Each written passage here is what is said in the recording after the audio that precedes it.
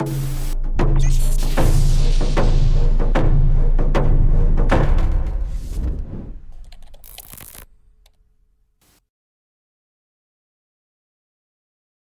afternoon and welcome to the Indigenous COVID Vaccine Town Hall. It's presented by the WIndspeaker Radio Network and the Alexis Nakota Sioux Nation. Today we have a jam-packed hour for you, and we have guests Elder Rita Cutknife from the Maskwacis, Chief Sir Vernon Saddleback, Samson Cree Nation, and Dr. Pardimer, Thara. We encourage you to email or call in your questions to our panel. And you can also speak with us online on Facebook. We're watching those. And today I would actually like to do a land acknowledgement. I currently am today sitting in and joining from the city of Calgary. And the discussion today for myself is taking place in the traditional Blackfoot Confederacy territory, which includes the Siksika Nation, the Piikani and Kainai First Nations, the Stoney Nakota Nation, which is comprised of the Chiniki, Bears Paw, and Wesley First Nations, and the Tsuut'ina Nation. The city of Calgary is also home to the Métis Nation Region 3. Well, we meet today on this virtual platform and on the radio from coast to coast. We acknowledge the ancestral and unceded territories of all the Inuit, Métis, and First Nations people that call this land home. At this time, I would like to introduce our elder. She was born and raised in Maskwacis, Alberta. Rita Cutknife is a mother, grandmother, and great-grandmother. She is an educator and has been teaching at local schools for the past 25 years. Her passion is teaching Cree language and culture, and is presently teaching part-time at the Maskwacis Cultural College. She is an active community member and continues to support her community by serving on various committees. And today she's going to start us off in a good way with a prayer. And at this time, I'd like to welcome Rita. But before I start the prayer, I just want to welcome everyone that has tuned in wherever you're at, your traditional territories, wherever you're at. Kinanaskom tinawa in Tomiik. So I am happy to be with you. And if I may, I'd like to ask all of you that are listening in to join me while I say the prayer. I will do the prayer in my own language. However, I ask for all of you to join me because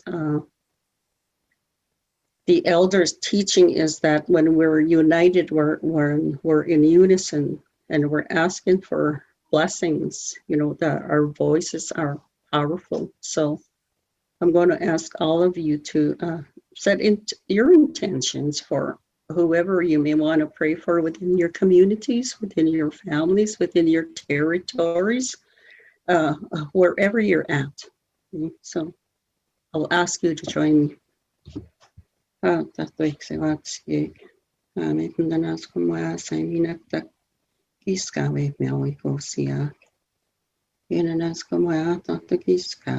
Soy canstona soy tkeuna epise ano pakawia mis kano sostamawia quite heotapia mina epis tatogiska kenasko mantato keimna epise mix questomanka epise totamakis tamakra ni machihon mina takio maganda na kay Pisi. Wait na mitete na kay Maya chik makakinto tamat na umakson suwe unita. Tapos kakachip tikot mo kumakan ng totem na tamay kate na mauna. Mo healthy guys sinis ka tapinsin topak na medyo kan mo. Mes kasta mauna ni tahan mamyo machihon. Start Pisi. Kakio, mino kakio no ako makana nagtato kakipis patap match. Sagi hakan wawa, minekon kakio pinanato ay tamauna. Ikatina mawan makapis. Ikapchikan mapakawa pun, ina makaskay tamoy. Ina chapag takin to tamat nagpa. Yo, taklise, savitamalia, tomakiska, mina, tatakiska, novakape, novaki, kiska, waka, yo, mina, kakismona, kape, novakika, yo, takiskik savimia, exame, maisin, tatamata, kanotska, kiska, yakisa, natska, mayani, yakiska, siaka, yo, minipis, miko, Misa vitapaya kikoke dapat mustama takwaya kikikoi ikskone biosni tat miswita makwaya ay net might tagoka yeah ay thank you. Thank you very much, Elder Rita Cutknife. Thank you so much. That was such a beautiful prayer, and it's really nice to hear one of our languages today in Cree. Thank you very much for that, and thank you for joining us. And she will definitely speak with us in a little bit as well. At this time, I would like to welcome Dr. Pardimer Thara. She grew up in Edmonton and attended the universities of Alberta and Calgary, where she received her medical degree. Pardimer joined the First Nations Inuit Health Branch in 2006 as the Deputy Medical Officer. In 2017, she was appointed to the Regional Director for Primary and Public Health. Pardimer lives in Calgary, but is a big Oilers fan. I thank you so much for joining us today. And today you're going to present epidemiological information on the current situation related to vaccines in Alberta for Indigenous communities. And I just have a question to start this off. Could you provide us with an update on the COVID situation on reserve in Alberta, and then maybe tell us all about the vaccines that are proceeding in communities? Thank you. Thanks, Lowa. And I just wanted to thank Elder Rita for the prayer and starting us off in a good way this afternoon. And just wanted to acknowledge that I'm also in Treaty 7 territory today and speaking from here today. So I do appreciate the question. Maybe I think COVID, since it started, or we've started to see cases here in Alberta, last April, we've seen over just under 8,300 cases on reserve for First Nations across the province. And we've seen the vast majority of cases recovered. Over 7,800 cases have already recovered. Currently, we have, as of this morning, about 361 cases that are active in 31 communities across the province. And we do see 21 First Nations who live on reserve have been hospitalized due to COVID, of which 11 individuals are currently in the ICU. And unfortunately, we've seen 82 deaths of individuals who live on reserve since the pandemic started. Wanted to maybe indicate, I know that across the province, Alberta has been, the leader, unfortunately, in terms of cases per capita across the country and, in fact, in North America. We've recently kind of dropped from number 1 to number 2, and we've started to see the numbers in Alberta are improving over the last few days. We've seen, we've dropped into, I think, over just 700 cases yesterday. Unfortunately, what we're still seeing, though, is a very high % positivity, meaning that of all the tests that have done, at least 10% or more have come back positive. So we're still seeing a high % positivity. What I can say is that in First Nations communities, we have actually seen good uptake of tests. Every community has access to COVID tests, and they've done a tremendous job in terms of testing individuals who are showing up at health centers and so forth. And I would just encourage people to continue doing that, monitoring for symptoms and making sure that we are testing and capturing every case that's out there. So over the last little bit, thankfully in First Nations communities, we haven't seen the same spike that we saw as a third wave across Alberta off reserve. So it has we've seen it kind of a peak a couple of weeks ago at about 400 in some cases, but we've been dropping, and I'm happy to report that we do have, we're starting to see a reduction in cases on reserve, and I hope that that trend continues as we move forward. And part of that has been people adhering to the public health measures as well as the immunization efforts that are underway in community. And to date, I will say as of this morning, we've had over 41,610 doses of vaccine that have been administered in First Nations communities across the province. And of these 41,000 doses, just over 26,000 doses have been first doses, and over 15,000 doses have been second doses. And what that means for the population is that, because we're now seeing eligibility for those individuals that are 12 and above. And so of all of the individuals living on reserve that are 12 years and above, this translates to about 40% of those individuals have received at least one dose of vaccine, and about 24% that have received 2 doses. So we are seeing kind of the uptake of second doses much more significantly in First Nations communities compared to off-reserve. Where I think we need to grow a little bit more is kind of that first dose. We're starting to see a little bit of a drop-off over the last few weeks in terms of the number of people that are coming in for first doses. So we definitely want to encourage more of that. But we also recognize that people living in communities may actually also be accessing vaccine off-reserve through pharmacies and AHS clinics. And that's something that our data team is working with communities to try to repatriate some of that data, and so we have better coverage data for what's happening in communities. And I think the last piece that I might just state is that in First Nations communities, Moderna vaccine, an mRNA vaccine, is available for all of those that are 18 years and above, and that Pfizer vaccine is available for the 12 to 17-year-old population. And we're seeing tremendous efforts across the province in all First Nations communities who have been really immunizing and have done a tremendous job since immunization efforts started in January. So, thank you. Thank you. Thank you very much. That was very informative, and I'm glad to hear the numbers, and I'm glad to hear that the vaccine numbers are extremely high, and that the second dose and 12 and above is included. Thank you so much for that. And I also thank you for your hard work that you've been doing. At this time, I would like to thank and welcome Chief Saddleback from the Samson Cree Nation. He is here to share his perspective from a community and leadership. And so we're honored today to actually have a leader joining us today on our town hall. And I would just like to read his biography here.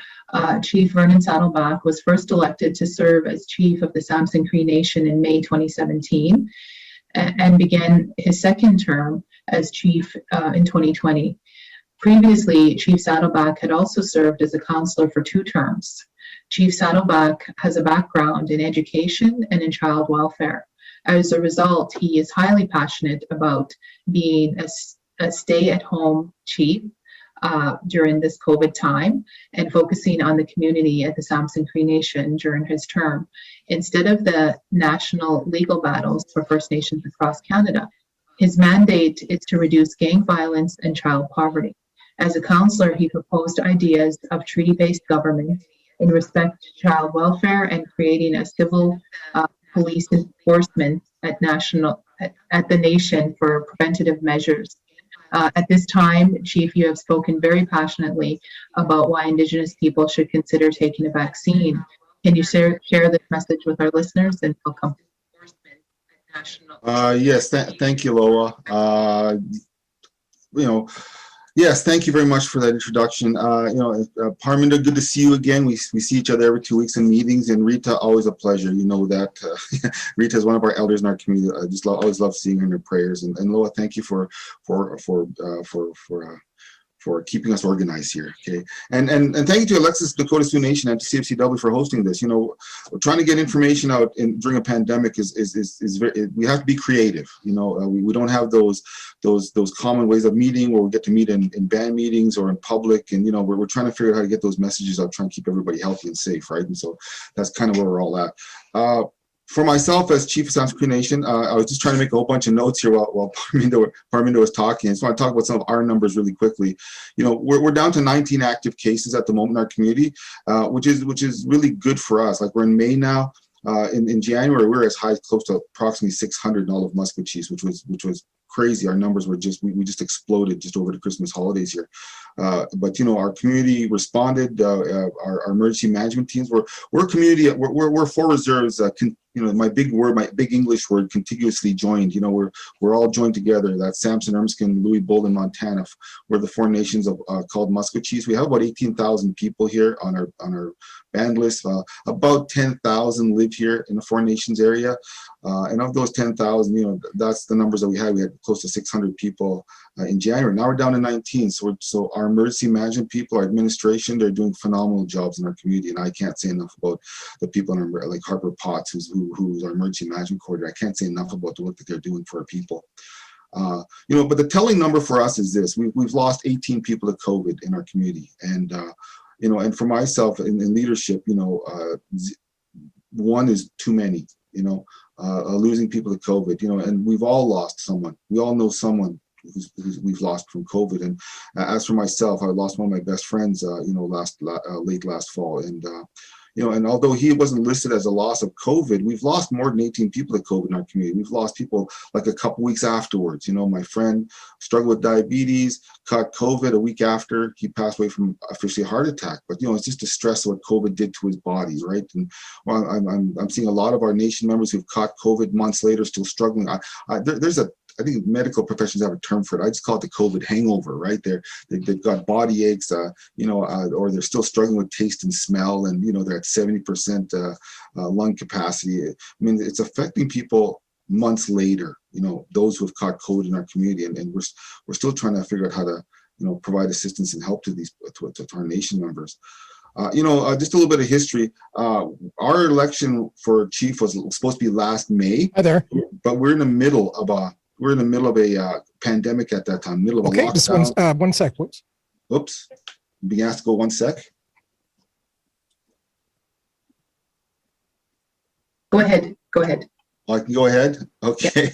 So last year, I think we went down lockdown in March, right? The whole world kind of shut down in March, and we were part of that too, part of the shutdown. Our election was in May, and the government kind of released legislation or direction that First Nations can hold off on their elections for a few months pending the pandemic.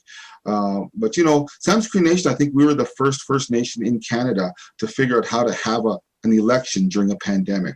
Our staff, our council from previous term, we worked hard to try and figure out how to have a safe COVID-free election. We contacted Dr. Tam with the federal government. We contacted Dr. Hinshaw from provincial government, and we created a policy manual about how to have a safe social distancing election. And they both approved our document, and we had our election in July. And we're the First Nation to have an election during the pandemic. And then we started getting inquiries from other First Nations. We started giving out our document here. Let's all figure out how to have a safe election during the pandemic. So we were one of the First Nations. Being reelected as chief, for myself, I immediately took the stance that, I did not want to turn a health crisis into a political one. So for me, I absolutely followed our health professionals in their guidance on this matter. I told our new council, we're taking a back seat to this. There's other kind of leadership we need at this moment. We need our health people to lead us through this pandemic. And as chief, I followed their guidance. I worked with Harper Potts, our emergency management coordinator, and I followed his guidance. And say this, and when we do our shutdowns at the band office and for businesses, they decide those decisions for us, and as council, we just support. It's one of those things that, we all have to work together to try and get through this pandemic as a people, right? I mean, it's not just one person who's going to get us through this. It's going to be a team effort, and I appreciate the team I have at Samson Cree Nation. They're an amazing team. We've had our troubles with this pandemic, and they've all rallied, and they've done an amazing job of trying to keep our people safe. I just want to talk about why it's so important to follow our health authority people too.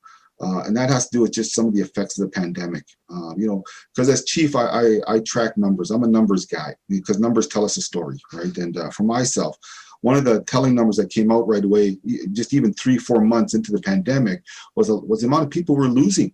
We were losing. Our mortality rate was crazy, first 3-4 months when we shut down in March. Our normal mortality rate in Samson Cree Nation, we lose about 52 people a year. That's our average. And that's from different reasons, just whatever the loss rate may be. Our mortality rate is average 52 people a year. We lost 94 people in 1 year, March to March. No rhyme or reason, just numbers just went through the roof. I mean, if you lost 17 people to COVID, you know, we lost a lot of people to heart attacks, to kidney failure, to cancer, whatever it may be.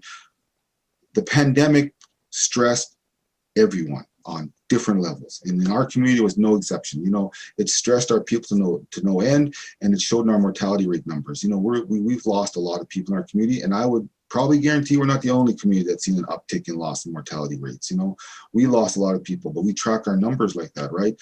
The number of mental health calls to our crisis workers is going through the roof. The number of calls that are of our RCMP in the ambulance that they report people struggling with mental health issues, and including myself. You know, I've never struggled with anxiety in my life, and you know, and I've been last month and a bit realizing I get anxiety once in a while, right? And it's just the stress of having to socially isolate. You're not allowed to see your friends. It was months before I visited my parents when the pandemic first shut us down, you know, and you know, I've since gone out and gotten my vaccine. But even though we've gotten a vaccine, you know, leadership, you know, and I've lectured our council about this, you know, I told them we need to lead by example. Even though we've been vaccinated, it doesn't mean council starts meeting public, you know, it doesn't mean we start congregating and meeting because we think we're safe or bulletproof. We have to lead by example. And I've told that to council. We need to still continue socially isolating our meetings. We still need to show people by example that we will lead by example of how we have to behave during a pandemic. And just because we've gotten a vaccination, we have to still we still have to practice you know, safe social distancing protocols. You know, I still wear a mask wherever I go. You know, I still wear a mask, and I do hand sanitizer everywhere I go, because I don't know if I'm going to catch COVID. And even though I may not be infected, what if I infect someone else who doesn't have COVID, right? And we need to be mindful of those things because we don't quite know everything about this disease yet. We all still need to be careful. We still need to socially isolate. Because for myself, you know, like I said, I follow our local health authorities, right? Because for me, another funeral to a loss to COVID is still one funeral too many. And if we could just be careful, you know, we can avoid those kind of losses in our community.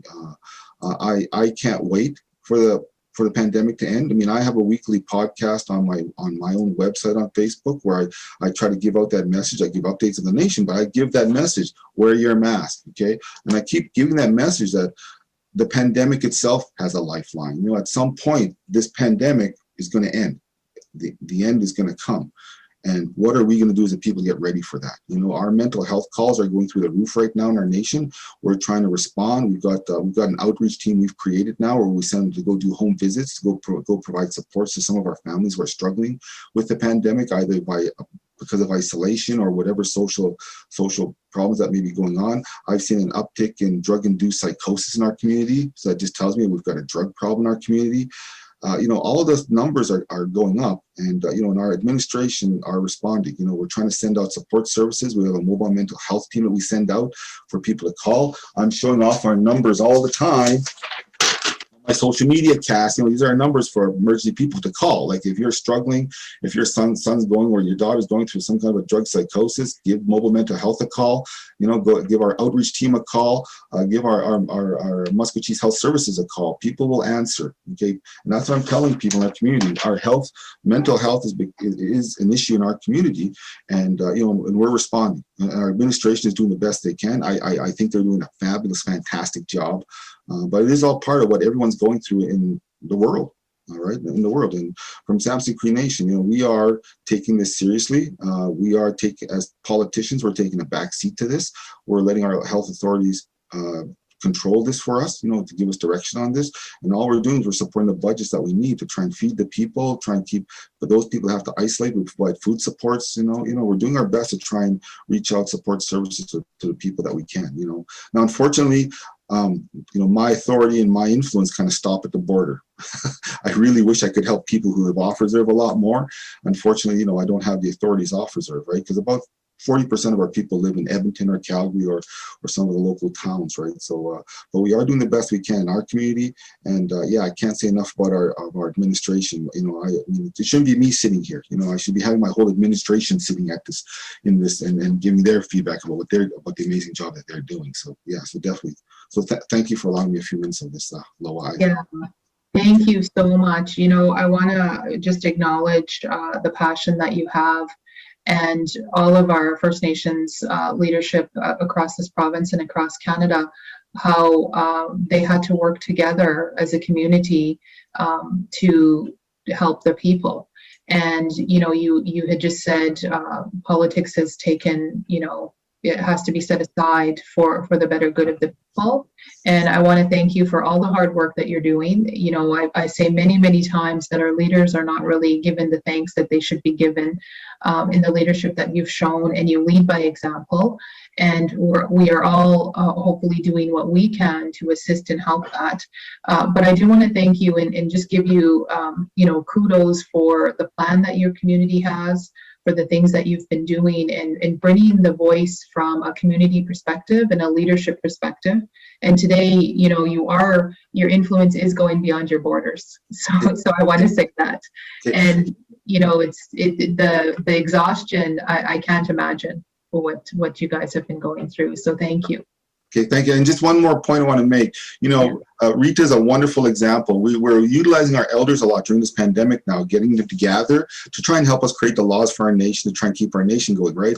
And the wonderful thing about all of our elders is we've now all got them on Zoom. You know, so our elders have responded wonderfully to technology to try and figure out how to socially meet and still create business. And, you know, Rita sitting here is one of our many elders, you know, who's learned how to get onto Zoom and to learn how to meet with social distancing in mind. So, yeah, so thank you, Lowa. I appreciate that. Yeah, so I even want to say that because I heard yesterday from Brian Lightning that all the elders in your community were trained on Zoom and given online access as best as possible. So that's great to hear. And so again, thank you for your hard work. At this time, I do want to go to a caller online, and I am definitely seeing the questions that are coming on Facebook, and we have some other questions to go to. And I will go to this question, and then I'll go to Elder Rita to say a few comments as well. So we have a caller, Jeremy. Go ahead, caller. Hello. Hi, welcome to the show. Thanks. And thank you, Elder Cutknife, for the prayer and opening us up in a good way. I actually have two questions. One of them is in regards to my 13-year-old son. So now that he's eligible, we've decided to get him vaccinated, and we base that decision on science. But my partner is reluctant to get his children immunized. So what can I do to convince him or support him in making that decision to get his kids immunized? That's question number one. And the second one is, I know there's a lot of people are being identified on First Nations as long haulers, those people who have long-term impacts of COVID, such as respiratory concerns, brain fog, fatigue. How is Indigenous Services Canada planning to address those concerns at a community level? Will funding increase for nations, like in non-insured health benefits, in home care, in nursing, to support all those members who are long haulers? Oh, thank you so much for those two questions. Those are really good questions that a lot of people are thinking about. Dr. Thea, I'll go to you. Thanks, Lowa, and thanks to your caller for the questions. I think for the first question, in terms of, you know, sometimes people have been kind of wondering about this vaccine. What I can say about the vaccine is for the mRNA vaccines that we have in First Nations communities, they're very effective, right? The clinical trials have shown that they are 95% effective at reducing symptomatic infection, and that they're extremely effective, high 90s, in terms of preventing hospitalizations and deaths. And we've seen that, so that's in a clinical trial where situations are ideal, but we've also seen that in real world practice as well. So in other jurisdictions that were further ahead than Canada, in terms of you know, their immunization programs, like Israel and the United Kingdom, we are seeing similar data. We're seeing high 80%, low 90s in terms of preventing symptomatic infection, in terms of preventing hospitalizations and deaths. And even with one dose of vaccine, because that's kind of been the approach here in Canada, we've seen really strong success in Canada as well as other parts of the world where there has been a reduction in the likelihood of infection because people have had at least one dose. And when I say at least one dose, we kind of look 14 days and beyond, because it does take about 14 days to develop immunity after you've received the vaccine. And I think in situations like, I know that early on there has been a lot of questions and people have concerns and questions about this. So I do encourage people to go out and find credible sources of information. So they could look at Government of Canada websites. Alberta Health Services has also extensive amounts of information. And I know that Alexis First Nation, through this campaign, have also put together fact sheets and so forth, and providing people answers so that they can make an informed decision, I think, right? And sometimes I know we've even heard it within families, differences of opinion. And I think it's really trying to understand what are those key issues that people have questions about, and, checking the respective sources of information, filtering it through. If you are not sure, I encourage people to reach out to their health center. The public health nurses, in each of the health centers are just absolutely amazing. They will kind of answer questions. If they're not sure, they'll follow up. Other sources where people can kind of go and have those further conversations is with their family physicians, being able to have that dialogue, then that conversation, and really bringing forward, because there's different concerns that each person might have. To really encourage people to have dialogue and conversation. And in some cases, what we've even seen in communities, just from our experience, is that when we first rolled this out in elders, uptake wasn't 100% in every community. It still isn't.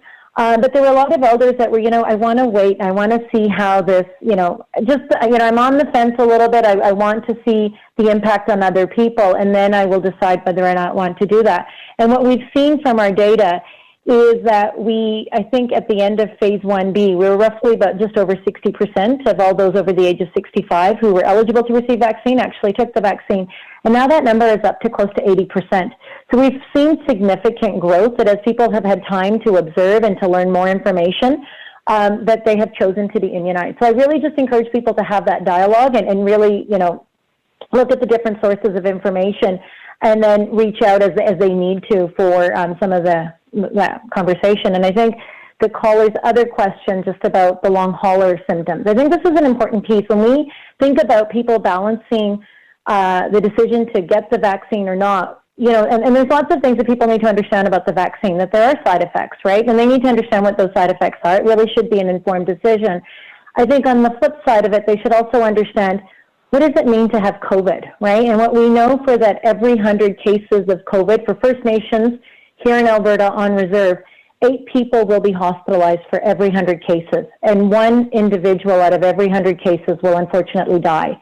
That's quite significant, right? So we have to balance that piece as well and understand that. And I think the other piece that the caller really highlights is the long hauler symptoms. And that's something that we're still learning about. Unfortunately, as you all know, COVID is, something new that just came onto the scene last spring. And we are learning about that. We're learning that, even some of the studies report that 30% of individuals who've had COVID are experiencing some sort of long-term mental health or neurological symptom, right? And there's lots of other kinds of issues that they're seeing, inflammation of, heart muscle, cardiac muscle, and so forth. So these are all pieces. As we learn more about those individuals and the supports that are needed, I think Indigenous Services Canada needs to work more closely with our partners, in communities as well as in the provincial healthcare system, to make sure that people have the appropriate supports and their needs are being addressed. So I don't have a great answer necessarily for that piece. I think we're still trying to understand the actual the diagnosis for some of these individuals, and then be able to figure out what are the appropriate supports. But I know that there are some nations who are already thinking along those lines, and we're very much wanting to partner with them to see what are the supports that are needed, and how do we start making sure that people have access to the right supports as they move forward and try to deal with this. So, yeah, not sure if that was helpful, but. Sure. Thank you. And I'd like to go to Chief Saddleback. And again, the question was about, if people in the same family don't necessarily want to vaccinate, what have they been doing? And also maybe experience in long haulers within your community as well. Yeah. Okay. Thank you. And thank you. I agree. That's actually a great question. For myself and our community, even in my own family, I have even some family members, and we'll term them anti-vaxxers, right? They don't believe in the vaccine. They're not going to go get vaccinated. I've heard statement said that, well, if my baby can't get it, why should I get it? And I'm like, well, if you catch COVID, you're going to infect your baby, you know. But they have this thought pattern, right? And so the message I always give out, this is my little book I use, my little podcast. I always use this book to put little messages on. And I always tell people, this is what medical health authorities say. If 70% of your people get vaccinated, we can open up society.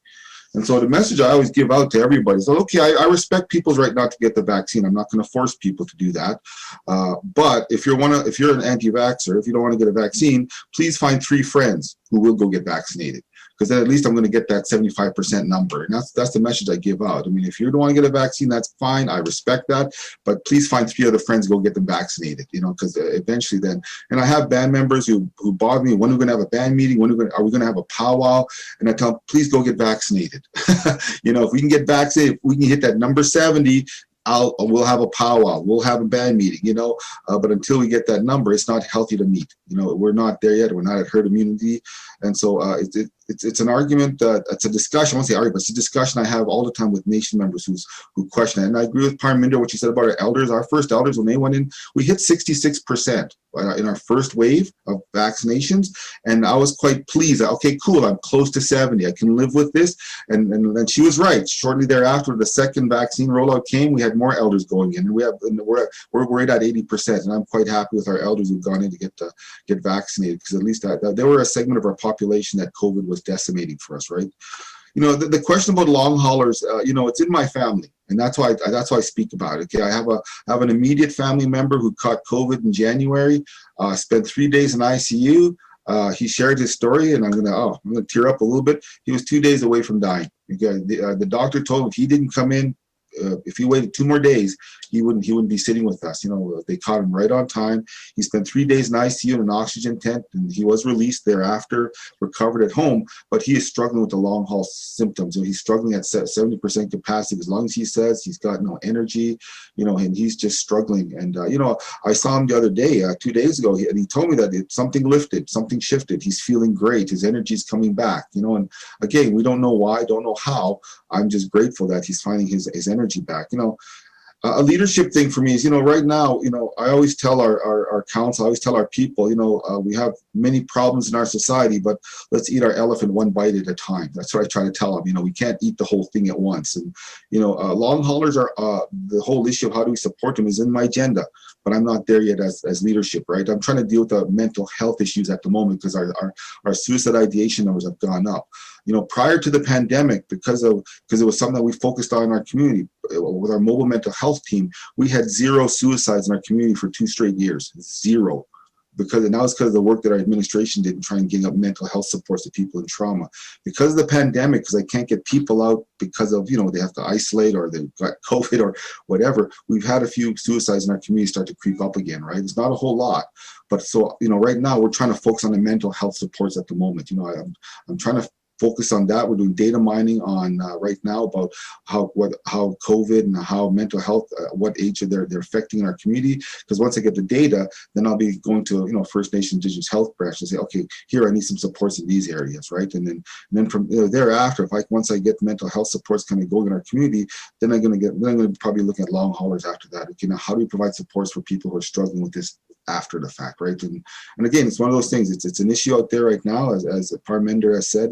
We're months into this pandemic, and now we're starting to see the effects of people struggling with the long-term effects of the COVID, and it's definitely going to be something on our agenda. You know, I think all leadership is going to be on their agenda at some point to figure out what do we do for supports and how do we get supports out to people who need that help. So I hope that helps what I said. Yes, it definitely does. Thank you very much. And that was a great question. I like that question because we're all have somebody that we know that may not want a vaccine or for different reasons not want, you know, other people in their family to have them. But at this time, I want to thank Elder Rita again for joining us. And I would like to, you know, give you a couple of minutes or a few minutes that you would like to talk to us about the vaccine and talk to us about COVID. And if you have any advice that you want to give people, anything that you would like to add to the discussion today, Elder Rita.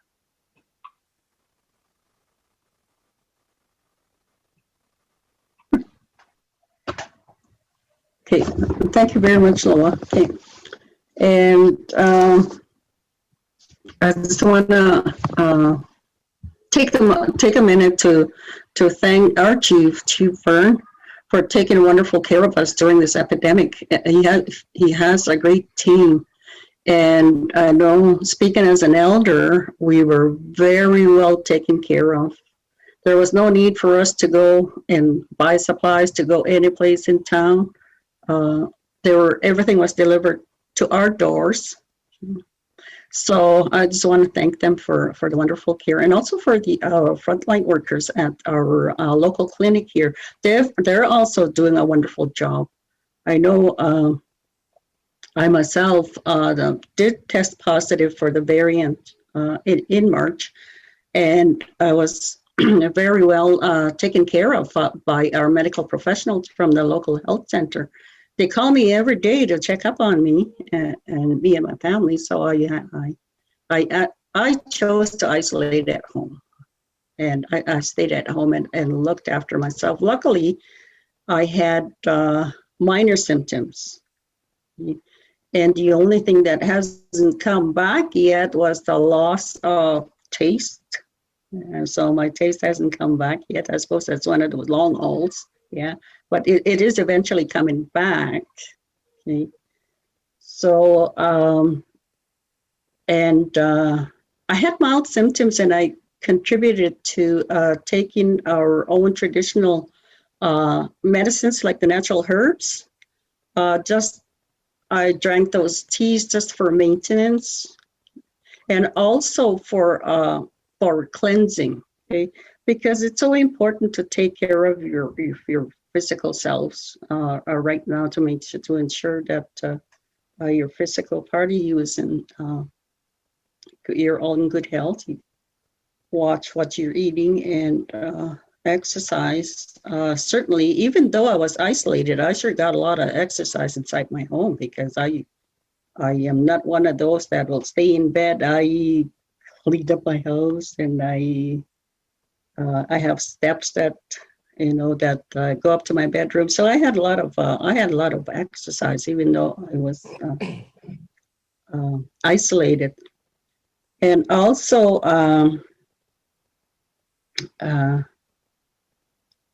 the importance of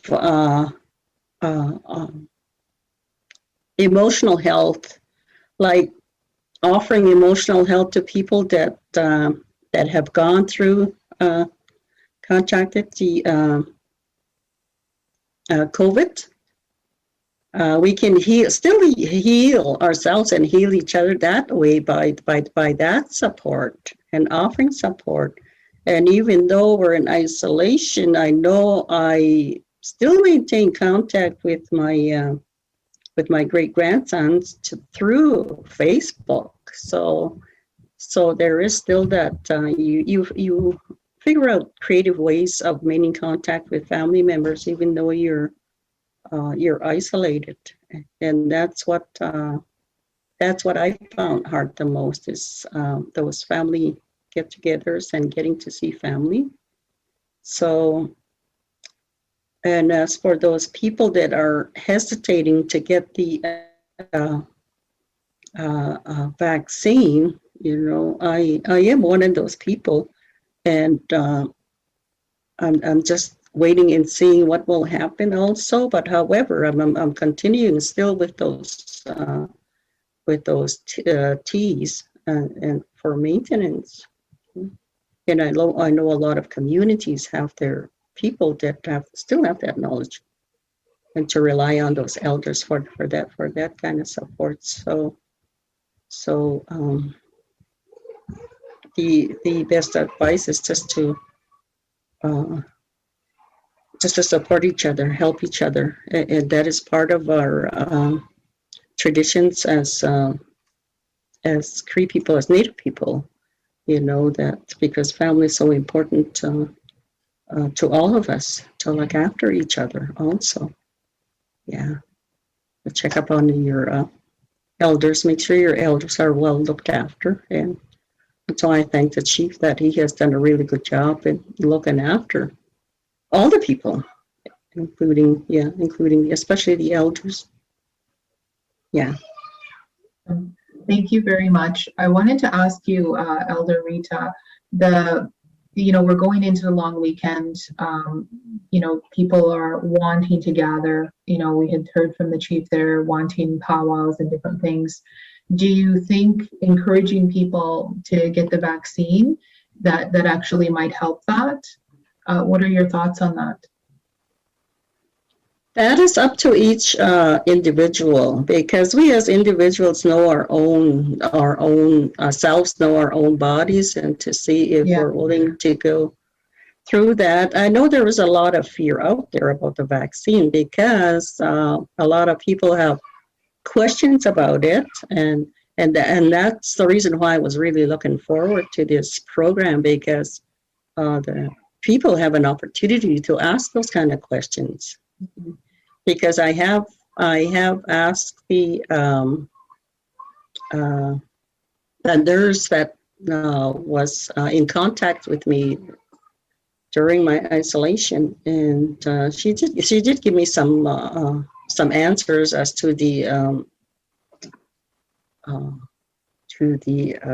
effects of the vaccine and how it's effective it is. So yeah, I asked those kind of questions also. Yeah, thank you very much. I want to talk now about the myths that are out there, and maybe at the same time, I also want to talk about the adverse effects that have been recorded on reserves and what we're seeing. I know in the last town hall, they were measuring them very well, and they were, it was a daily update that they were getting. Could we talk about a little bit about the myths that are out there with regards to the vaccine, and then the actually recorded the adverse effects that people are having on reserve? And I'll go again to Dr. Thea.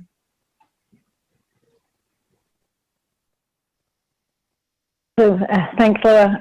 I think there's been kind of lots of different myths that have kind of presented themselves with the vaccine. I think, maybe where it could start off first is that many individuals have kind of believed that this changes their DNA, these mRNA vaccines. So essentially, mRNA standing for messenger RNA, it's within your cells, so without getting too technical, but just, within each of our cells, what we usually have is our genetic code, which is our DNA. And, our genetic code is really, it's the recipe book, if I call it. It's the cookbook. It tells our body how to make the proteins and the things that need to get done. And so what actually ends up happening is that the DNA, that's kind of your actual cookbook, you actually have recipes that you take out of there to make the proteins, and it's in a separate place in your cell that you do that. And essentially this mRNA vaccine is very much, we're just giving a recipe to your body to actually make a part of the protein from the virus, right? So it doesn't actually get inserted into your DNA. It's just another way where you send kind of a recipe into your body, and your body cells, like it's the protein factory, gets the recipe and starts making that protein so that they can show that protein to your immune system, and it actually allows you to build an army, or your immune system, before you actually get infected. And I kind of talk about vaccines being that way. If we look at people being, normally if you get infected, if you've never seen that virus before or that invader, it takes a while for you to mobilize your defense system against it, right? Bringing your army together and trying to fight against this invader. And that's valuable time that you lose in terms of actually fighting the infection. It's meantime replicating inside of your body and attacking other cells and so forth. And so you kind of lose out. And the way the vaccines work is that we're actually preempting that, right? We're giving your body advance notice that there's this potential invader that could come in.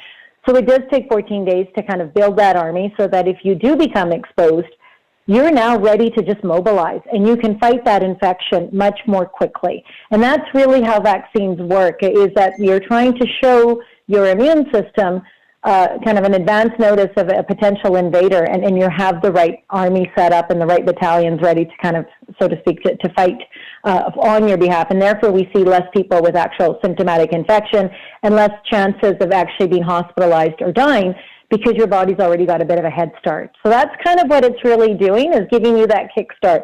And that's how the mRNA vaccines are working. I know that's kind of a big one that's, you know, we've seen a lot of times people talk about the side effects, you know, and you kind of highlighted that. One of the things with the side effects is that normally we do expect to see a little bit of a reaction. In fact, that's a good thing. When we have some of these localized reactions where, you know, you have some swelling or pain in the arm, that actually means that your body is responding and kind of launching that immune system or that immune response to the vaccine that you've actually injected into your arm. So in some ways, it's quite a good thing. It actually shows that your body is responding and creating that immune response. One of the things that we've done through the clinical trials is that they've checked with 30,000, 60,000 folks to see what those local kind of adverse reactions will be. So we have a good sense of what those more common side effects are going to be, and they're generally localized to the arm, and sometimes you could feel ill for a couple of days thereafter. You might feel generally a little bit more unwell, kind of low fatigue and so forth.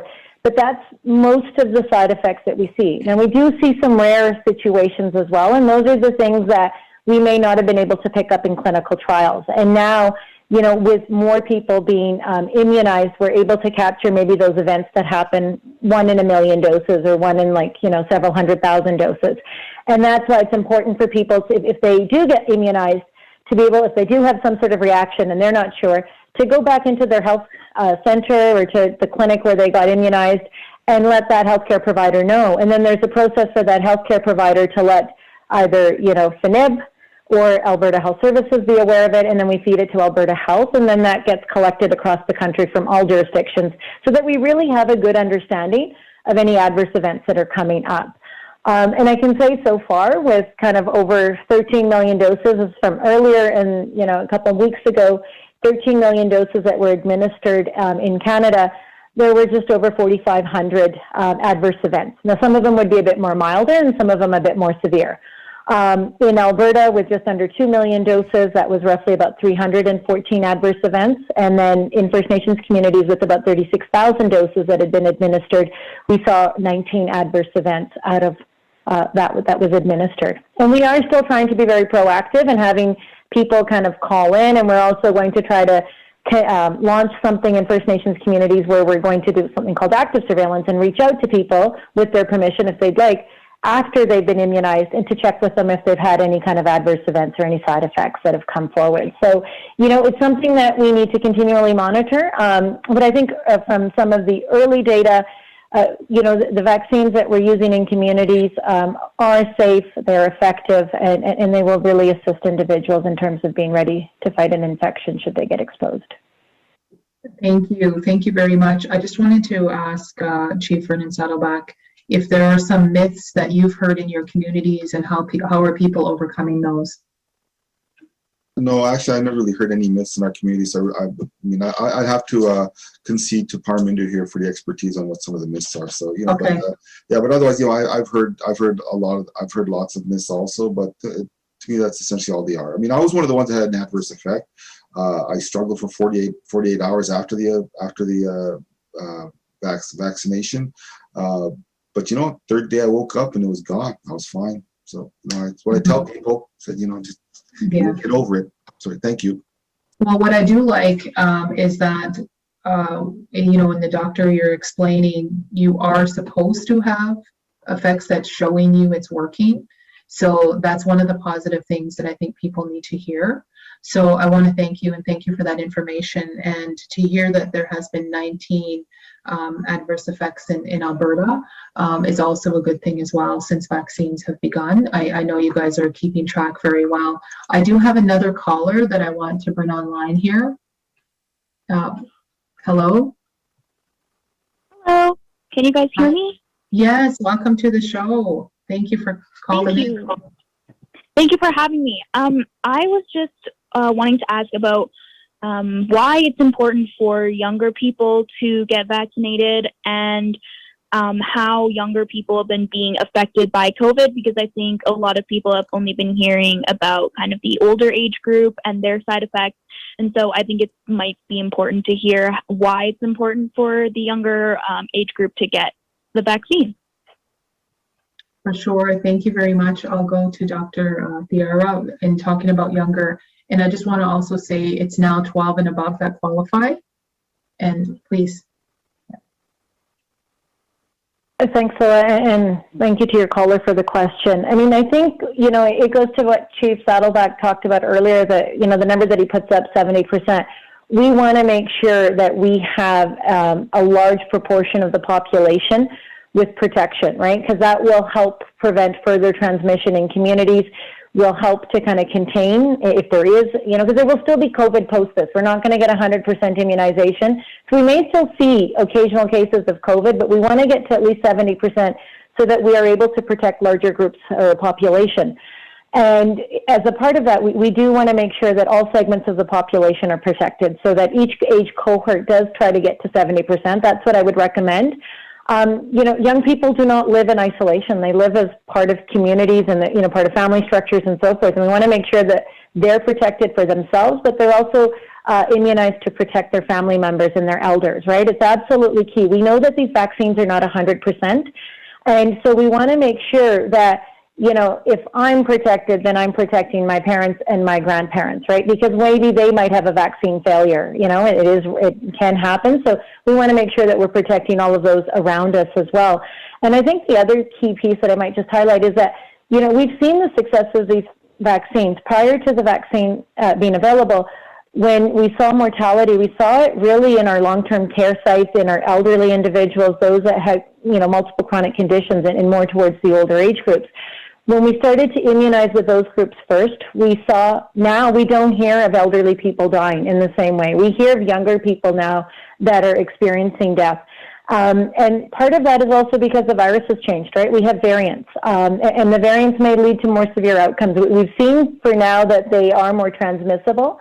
Some jurisdictions have reported perhaps an increase in severity. For other jurisdictions, they've indicated that really hasn't been as severe. But we do know that younger people can be impacted as well. And then, the virus will continue to mutate as well. So we do want to make sure that people have protection, and the vaccines that we have right now are showing good vaccine effectiveness against even the variants. So I really encourage people to think about that and really try to be immunized, because there are multiple reasons why it would be beneficial, both for themselves, their families, and their communities.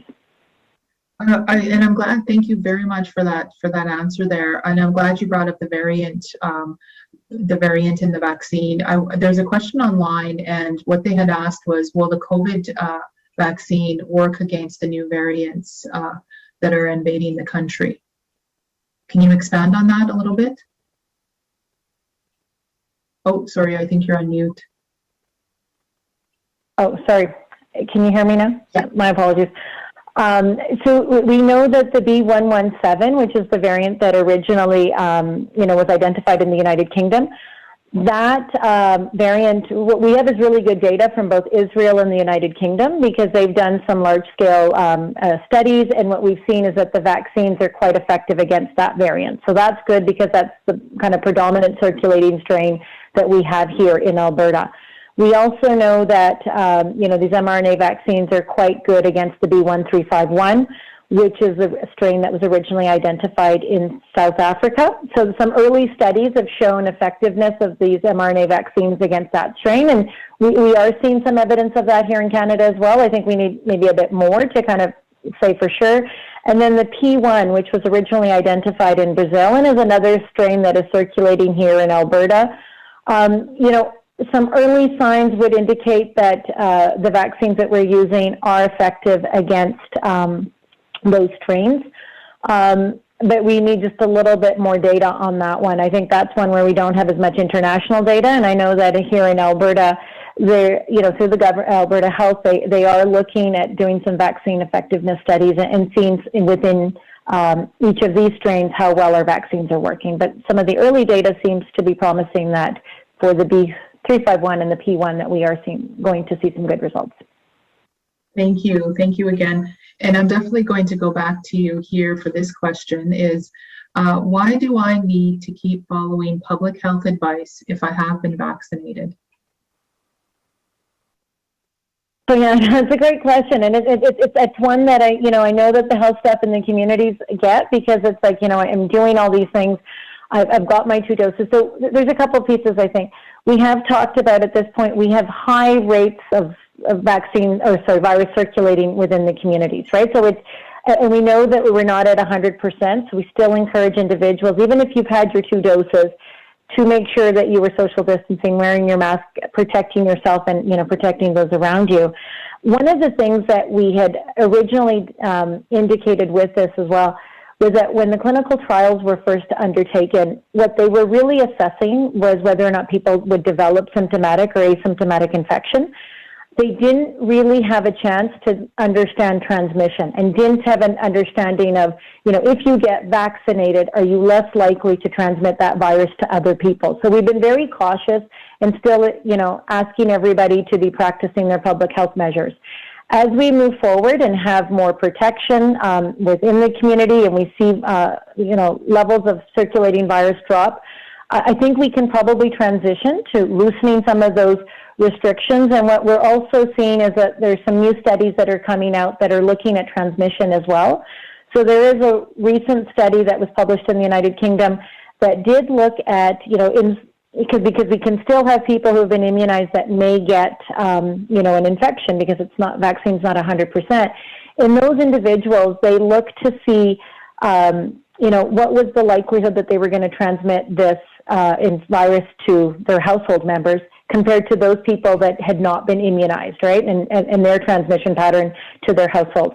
And what they actually saw is that if you had been immunized, and even if you, had a breakthrough infection, you were still 40 to 50% less likely to transmit to your household contacts. So we're starting to see early data that with immunization, you are also less likely to transmit the virus to other people. So, that will also help to kind of further help us in terms of lifting restrictions, but there's still, additional studies you want to make sure you have a few of those that kind of are replicating that information so we feel comfortable kind of lessening our restrictions as we move forward.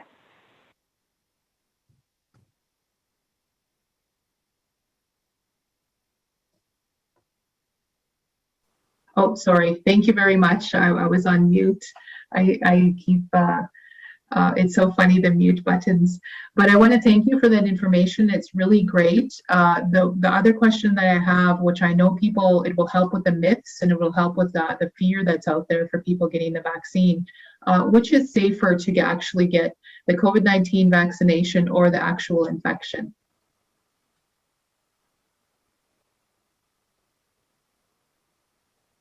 I would say that getting the vaccine is the best option for individuals. For most people who get the vaccine, they will have, limited side effects. There will be some localized effects where they may experience some discomfort, some pain in their arm. And as I mentioned previously, and that is quite common. You may see up to 10 to 15% of individuals, even more, that will have some of these localized effects. And then also some individuals that, where for a couple of days, like Chief Saddleback said, you just aren't feeling great, but then everything picks up thereafter, right? So you will see that. In terms of the more rare side effects, like I know that AstraZeneca is something that people have heard about in the media, and, the VIT, the vaccine-induced thrombocytopenia. Those blood clots that people have talked about, they happen either anywhere from 1 in 100,000 to 1 in 250,000.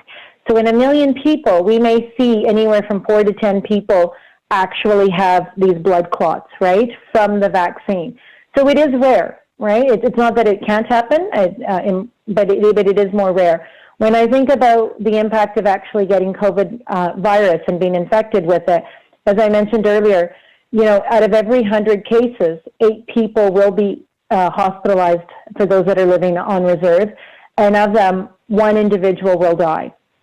Right? So when you think about some smaller communities where you have maybe 1,000 people, if everybody in that community got infected, we would see at least 80 people go to hospital and 10 people who would die, right? Just based on kind of the statistics, and that's quite significant compared to what we would see if they were immunized. Yes, maybe, I would say out of those 1,000 people, 100 may have, sore arms and kind of generally they may be feeling unwell. It could be as high as 20%. So, but that would last for a short time period. And the probability of having any further kind of really adverse side effect or more serious event is, out of that 1,000, maybe you might have one, but that is extremely rare to even for that to happen in that context. I don't know if that's helpful to just kind of think, and, two similarly sized populations, the more negative impact that you would have if you had the virus and, the numbers in terms of the long haulers that we've talked about, I don't have a good percentage in terms of out of a community of 1,000 people who may have, all of them had been exposed to COVID, how many would actually still have long hauler symptoms as well? That's something that we're still learning about and finding out about. Thank you very much. I just want to actually wrap up, but at the same time, I want to wrap up with each of our guests today, just giving some closing comments, reflections on what we've learned today, and just to keep the discussion going even after this has taken place. So at this time, I will actually go to our chief, one of our leaders that joined us today, and I want to thank you very much for joining us and giving us the on-the-ground community experience from a leadership and what you've done in your community. So I'll go to Chief Vernon Saddleback. Thank you. I think for me, I want to just going to add my little input to that question. Should you get vaccinated or should you catch COVID? I was 2 days away from losing a family member, and I've gone to go get vaccinated. And I have not caught COVID. I have not gotten sick. And I look at my own family, and I'm telling everybody, go get vaccinated. It's like Russian roulette. You don't want to be that 1 in 1,000 that we're going to lose, right? It's just, I would rather people get vaccinated, and let's err on the side of caution. That's just my opinion. My last, I guess my last closing comment is my last closing comment. Every one of my podcasts is simply this: wear your mask. Yeah, don't give up. We all got to wear a mask. It's socially responsible to do, and use hand sanitizer wherever you go. All right. So we all got to do our part to be socially responsible. I always tell people our goal is really simple. We're here to starve COVID of potential people to infect, right? That's why I want the number 70%. If we can get 70% of our people vaccinated, COVID will slowly disappear because we'll starve it of transmission people, right? So everyone stay safe, be kind to one another, still socially isolate and practice social distancing. Let's do our part and let's kill off this virus so we can get back to regular society. So, with that, I want to thank Alexis, Nakota, Sioux Nation, and all you wonderful people at CFCW for hosting this, to you, Lowa, for being our panel moderator, and to Pardimer and Rita. Thank you, Rita, for the prayers. It's cool to see your granddaughter sneaking on the screen with you. So thank you everyone for letting us come online and at least have a discussion about something that's very near and dear to all of our hearts. With that, thank you, Lowa. Yes, thank you, and I want to wish you the best and your continued work there on your community and keeping all of your community members safe, and the great work that you've done so far. You definitely have been one of those forefront leader communities in Canada doing that work on the ground. So continued prayers to your community and continued good thoughts there. Thank you again for joining us and actually giving us that community perspective. At this time, I would ask Pardimer, and I want to also thank you for coming today, giving us the facts, dispelling myths, and just any closing comments, anything more you would like to add that we didn't get to. No, thanks, Laura. I just wanted to thank you for the opportunity to be here. And I really encourage individuals to really, get the information, make an informed decision, and Alexis Nation has, it's your health, our strength. It truly is a collective responsibility. This is how we protect each other and how we get to that 70% herd immunity, where then, we can look at returning back to what life once was and heading in that direction. So just want to thank all of your listeners as well today.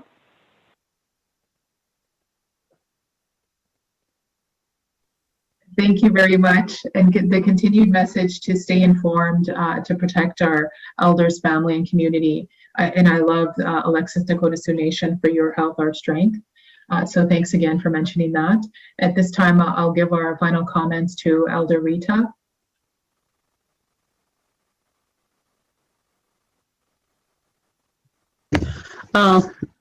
Before I do the closing comments, I just have one quick question for the doctor. Okay, in all these studies that have been done regarding COVID, can a person catch COVID more than once? We've seen that so far, Elder Rita. We've seen some individuals who have previously, been infected and then have been reinfected. Sometimes it might be with the variant. So we have seen that generally in terms of immunity, if it's just natural infection where you've been exposed to the virus, we've kind of figured you've had about 90 days. It might be a bit longer in terms of immunity, but with the vaccine, we have seen that your protection persists for at least 6 months, and we'll get more data as we follow the individuals from the first clinical trials and see how long the vaccine immunity lasts. And so there may be, and there's been some early talk about having booster doses as well. But as we learn more information, we'll start messaging that information out as well. Thank you for the question. Yeah, as I'm still under isolation, it hasn't been quite 90 days yet, but it's coming up. And I thought I'd ask that. Thank you. And thank you for inviting me here to join this panel today.